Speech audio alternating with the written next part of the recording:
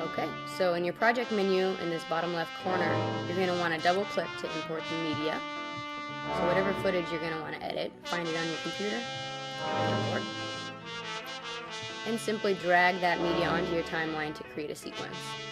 I like to see the beginning and the end of my footage when I'm creating this widescreen effect. So simply hit the plus or the minus buttons on your keyboard until you can see the beginning and the end. You can click and hit the space bar to preview your file, preview your footage. Sweet, looks good. Go back into your project menu and click this new item button in the bottom right hand corner of your project menu. It'll come up with several options. Color matte is the one to choose. Don't worry about your video settings and click OK. You're going to want black bars, so click OK with the black and title it black bars or whatever works best for you. Cool, so now we've got black bars in our project menu. We're going to take that and drag it onto V2 above our footage. I'm going to zoom in a little bit so I can see the end of my black bars, and I'm going to simply extend the end, drag out the file until my long shot footage is complete. Awesome. So now you're going to go into this little arrow here in your project menu and down to effects. What I'm doing is I'm holding down the mouse and I'm letting go on effects. Once you get to effects, go up to your search screen here and type in crop. You're going to drag your crop onto your black bars in your effects controls panel. And you're going to simply click on the bottom and type in 90 and enter. Sweet, you've got one black bar there.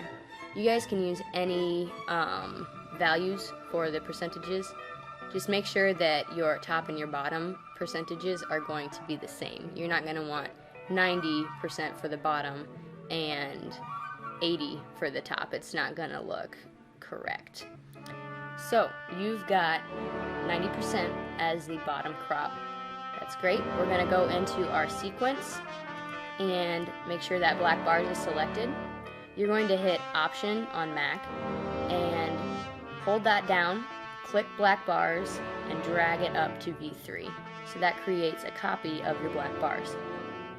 On the black bars that is on V3, you're going to set the bottom to 0% and the top to 90%, or whatever value you did for your bottom black bars. And you can see there's our bar effect. Pretty cool, huh? Now we could just leave the black bars as is. You could, like I said, go in and change the values to adjust the width of your black bars if you'd like. But I kind of like where they're at, so I am going to move on. I actually don't like how this looks quite yet, so I'm going to click on my footage, drop down motion, and go over to my position here. This is my X and my Y. You're not going to adjust your X because you're not going to want it to change on the X axis, but you are going to want it to adjust the Y. So you can simply scroll to the left and right on your Y axis until you feel that you have a good looking shot. I'm going to hit the space bar to preview. Pretty close. I'm going to adjust a little bit. Awesome. I like where that's at right now. Once you feel that your video is framed correctly and your black bars are the width that you'd like them to be, I like to go in and lock the layers that my black bars are on so I'm not accidentally clicking on them as I continue to edit my video. Oh my gosh, you guys did it. Check it out. You've got this widescreen effect on your video. Looks pretty sweet, right? If you enjoyed this tutorial, be sure to say yes and click that like button and subscribe for more. Let me know in the comments what you'd like to learn more about. If you're interested in seeing more of my work, visit my shared YouTube channel.